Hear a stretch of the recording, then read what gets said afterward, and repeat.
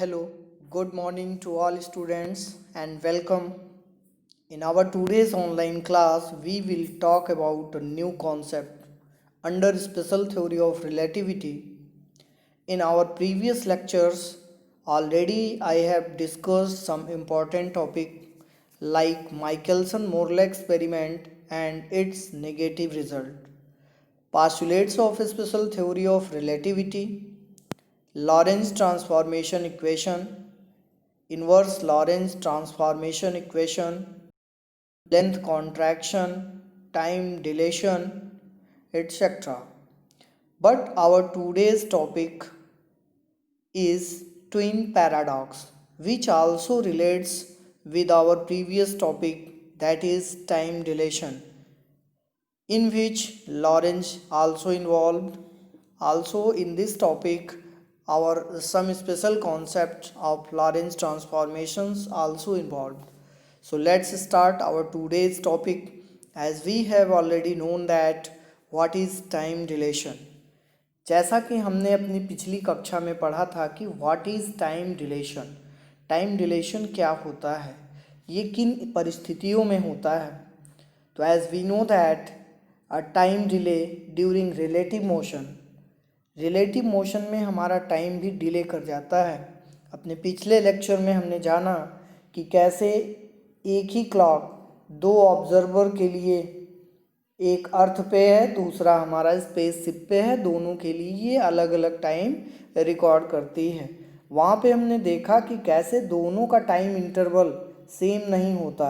हमको एक इक्वेशन मिलता है t is equal to t not upon under root 1 minus v square upon c square, और यही इक्वेशन हमारा मेन रोल प्ले करता है इन टाइम डिलेशन में, और ये बताता है कि t naught is greater than T.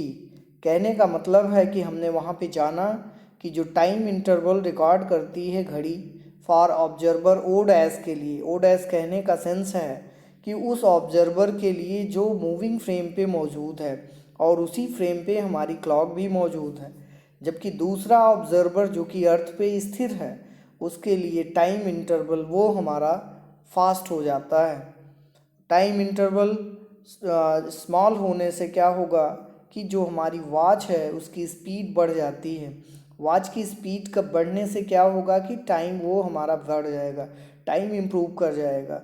तो इसलिए दोनों के टाइम में डिफरेंसेस आ जाते हैं, और इसी कॉन्सेप्ट का रिलेशन आज के हमारे टॉपिक से है जिसका नाम है ट्विन पैराडॉक्स. जैसा कि आप इस फिगर में देख सकते हैं, हमारे पास दो अलग अलग टाइप के फिगर हैं. मान लीजिए ये सीता गीता है, ये राम श्याम है.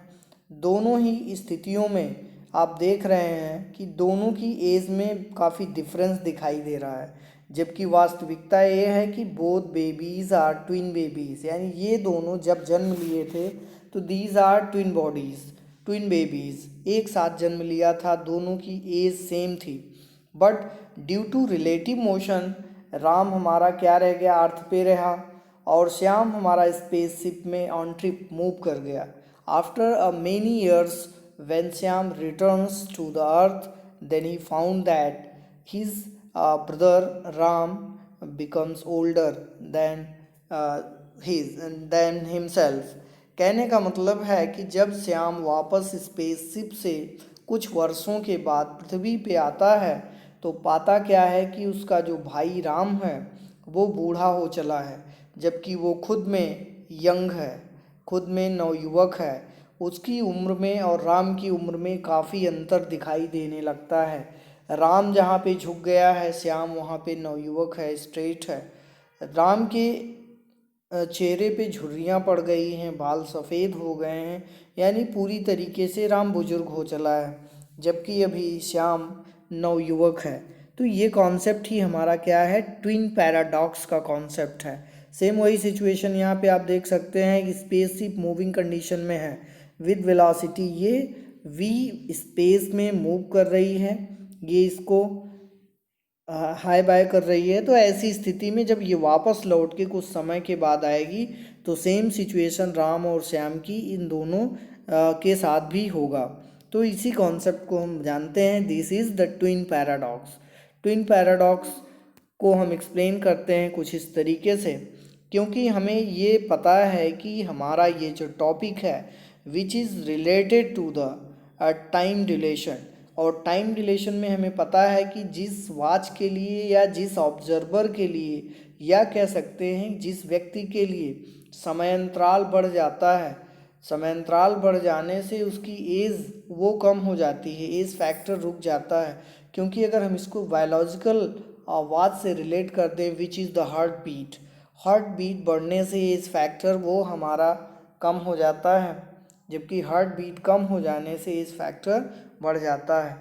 यानी एज हमारी धीरे धीरे चलना स्टार्ट करती है जब हमारी हार्ट बीट कम हो जाती है, और जब हार्ट बीट फास्ट चलती है तो एज हमारी वो बहुत तेज़ी से आगे बढ़ने लगती है। यानी age is directly proportional to heart beat, ये हम कह सकते हैं। इस कॉन्सेप्ट को रफली हमने एक्सप्लेन किया है, यानी एक थ्योरेटिकल वे में, तो उसको हम जानते हैं क्योंकि हमने पहले ही टाइम डिलेशन में इसका मैथमेटिकल कॉन्सेप्ट देखा कि कैसे टी नॉट दोनों सेम नहीं होते, दोनों में डिफरेंसेस आ जाते हैं by a factor under root 1 minus v square upon c square, जहाँ पे वी क्या है, v is the relative velocity of the spaceship and c is the speed of light. ये दोनों के बीच के रिलेशन के कारण ऐसा ये सारी घटनाएं घटित हुई हैं। तो इसके लिए हम क्या करेंगे, for explanation of this concept first of all we knows that कि as a time dilation we have already observed that during relative motion clock becomes slower and faster in different situations, like t is equal to t naught upon under root 1 minus v square upon c square। यानी relative motion के दौरान एक ही clock दो व्यक्तियों के लिए अलग अलग हो जाती है, एक के लिए स्लो हो जाती है, दूसरे के लिए फास्ट हो जाती है। उसके लिए ये मैथमेटिकल इक्वेशन वहाँ पे हमने एक्सप्लेन किया, डिराइव किया, t is equal to t not upon under root 1 minus v square upon c square.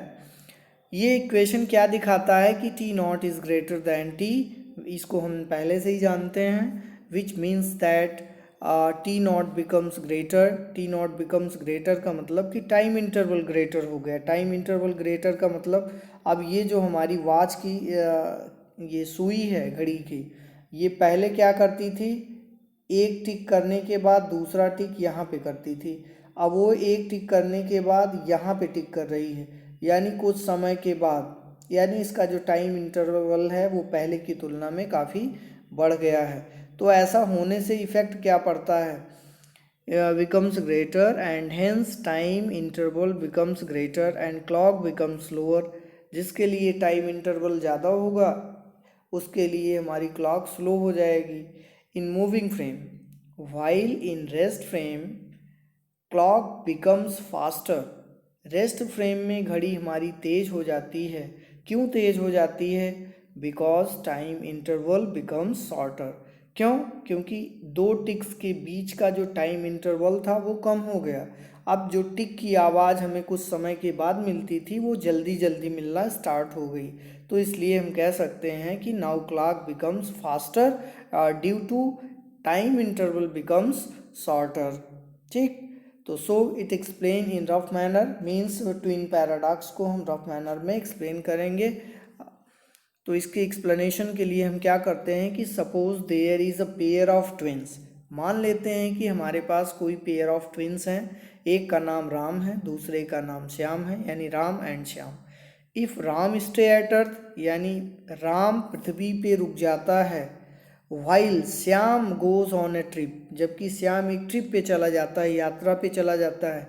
कहाँ की यात्रा पे जाता है, टू अ प्लैनेट, प्लैनेट की यात्रा पे जाता है। किससे जाता है, वो एक स्पेसशिप से जाता है, और स्पेसशिप की कंडीशन क्या है कि हाई स्पीड स्पेसशिप है।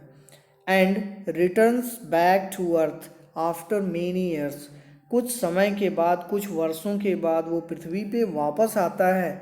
Then Shyam will find that, तब श्याम पाता है, क्या पाता है कि Ram to be old, Ram बूढ़ा हो चुका है, जबकि वो उसका जुड़वा भाई है। वाइट हेयर्ड, उसके बाल सफ़ेद हो चुके हैं। बेंट, उसकी कमर मुड़ गई है, यानी झुक के चलने लगा है। एंड रिंकल्ड, और उसके चेहरे पे झुर्रियाँ पड़ गई हैं।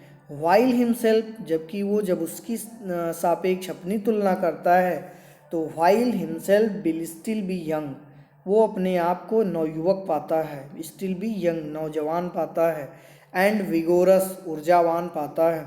दस स्पेस ट्रैवलिंग ट्विंस, तो हम कह सकते हैं कि जो स्पेस ट्रैवलिंग ट्विन है यानी जुड़वा है वो विगोरस है, यानी वो twin Shyam will find himself to be younger than his body twin Ram, तो वो अपने आप को अपने जुड़वा भाई राम की तुलना में नवयुवक पाता है। ऑन रिटर्न्स टू अर्थ, जब वो पृथ्वी पे वापस आता है। ऐसा किस लिए हुआ होगा? ऐसा इसलिए हुआ क्योंकि because Shyam's heart beat will be slower due to time dilation concept. Due to time dilation concept, we can say that if time is related to our heartbeat, then we can say that when two ticks takes place in clock, then also our heartbeat gives two signals. तो ऐसा होगा क्या कि जब heart beat हमारी घड़ी की टिक से जुड़ जाती है तो उसके सापेक्ष हम कह सकते हैं कि देयर इज़ अ नो, यानी यहाँ पे कंडीशन क्रिएट किए हैं कि there is a no difference between physical clock and biological clock. Physical clock हमारी घड़ी है, बायोलॉजिकल क्लॉक हमारा हार्ट है।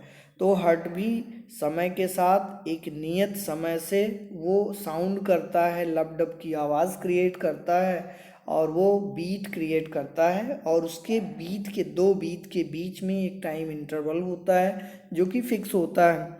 कहाँ पे? अर्थ पे। बट ड्यूरिंग रिलेटिव मोशन, जब उसका जुड़वा भाई जिसकी हार्ट बीट उसकी हार्ट राम की हार्ट बीट से मिलती थी, सेम थी ऑन अर्थ, अब वो क्या हो गई, उसमें डिफरेंस आ गया। तो कितना डिफरेंस आया होगा? वो डिफरेंस हम समझ सकते हैं बाई टाइम डिलेशन इक्वेशन से, जो कि t is equal to t naught under root t naught upon under root 1 minus v square upon c square है।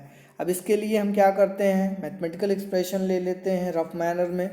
If b denote space passes by x years, यदि हम मान लें कि जो स्पेस शिप है वो एक्स ईयर तक बाहर रहती है, then during these x years, तब इन एक्स वर्षों में, लेट राम हैव एज्ड, मान लेते हैं कि राम की उम्र टी आर वर्ष हो गई, and Shyam have aged t s, then according to the time dilation we get, तो टाइम डिलेशन कॉन्सेप्ट से, टाइम डिलेशन इफेक्ट से हमें क्या मिलता है कि t is equal to t naught, चूँकि ये होता है।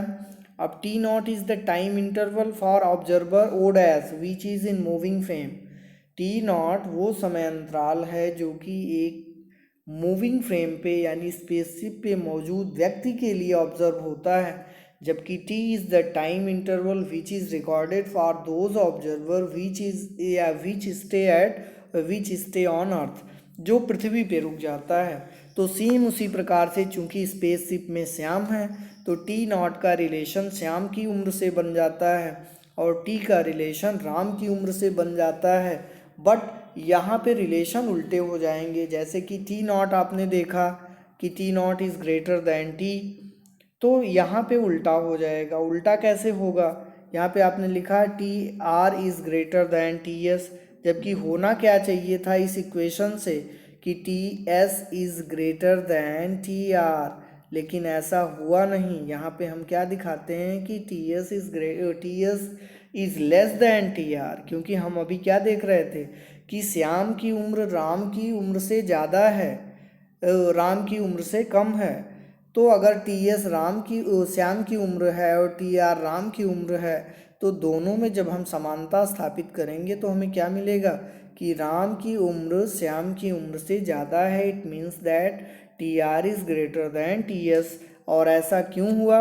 ऐसा इस इक्वेशन से हुआ, इसलिए हुआ कि चूँकि हमने देखा था कि टाइम डिलेशन में कैसे घड़ी की जो टिक है, जो टाइम इंटरवल क्रिएट करती है फर्स्ट टिक और सेकेंड टिक के बीच में, वो हमारी ग्रेटर हो जाती है, यानी समय अंतराल बढ़ जाता है।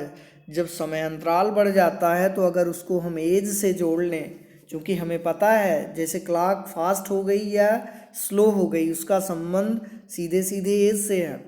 क्लॉक फास्ट हो जाने से उम्र जल्दी जल्दी बढ़ती है, क्लॉक स्लो हो जाने से उम्र धीरे धीरे बढ़ती है। तो हमने पाया क्या कि जो स्पेसशिप में मौजूद था ऑब्जर्वर, उसके लिए time interval becomes greater but clock becomes slower, यानी टाइम इंटरवल बड़ा हो जाता है जिसके कारण घड़ी धीमी पड़ जाती है, जबकि पृथ्वी पे रहने वाले व्यक्ति के लिए टी बिकम्स स्मॉलर, या हम कह सकते हैं लेस। जब टाइम इंटरवल छोटा हो जाता है तो घड़ी तेज हो जाती है, घड़ी तेज हो जाती है तो पृथ्वी पे रहने वाले व्यक्ति की उम्र ज़्यादा हो जाएगी उसकी तुलना में जो व्यक्ति स्पेसशिप पे है। तो मौजूदा स्थिति में ट्विन बेबी में से एक स्पेसशिप पे है, एक अर्थ पे है। राम क्या है, राम और श्याम ट्विन बेबी हैं, राम अर्थ पे रुका है, श्याम स्पेसशिप पे है। तो उम्र किसकी बढ़ जाएगी, उम्र राम की बढ़ जाएगी, क्योंकि राम अर्थ पे है जिसके लिए जो बायोलॉजिकल क्लॉक है यानी हार्ट बीट, उसके लिए वो हार्ट बीट हमारी फास्ट हो जाएगी in comparison to the heart beat of those person who is moving on spaceship, उस व्यक्ति की तुलना में जो स्पेसशिप पे है। और ये सारी घटनाएं हमें पता है क्यों हो रही हैं, these are due to relative motion, यानी ये सभी घटनाएं स्पेशल थ्योरी ऑफ रिलेटिविटी में ड्यू टू रिलेटिव मोशन के कारण होती हैं। And this is also verified by American scientist in recent years. ये एक्सपेरिमेंट यानी ये जो कॉन्सेप्ट है इसको प्रूव करने के लिए अमेरिकन साइंटिस्ट ने नासा की मदद ली और उस पर काम भी किया, तो उनको ये कॉन्सेप्ट समझ में आया। तो इस तरीके से हम क्या कह सकते हैं, the son returns back to the earth, Shyam will be younger than Ram. Shyam जब वापस पृथ्वी पे आएगा तो वो यंगर होगा in comparison to the Ram which stay on earth. तो ये हमारा कॉन्सेप्ट है ट्विन पैराडॉक्स का, and such effect is known as twin paradox effect. ये प्रभाव जिसके कारण राम बुजुर्ग हो गया, श्याम नवयुवक रहा, इसी इफेक्ट को हम क्या बोलते हैं, twin paradox effect. So thank you, we will again talk a new topic in our next video. Thank you.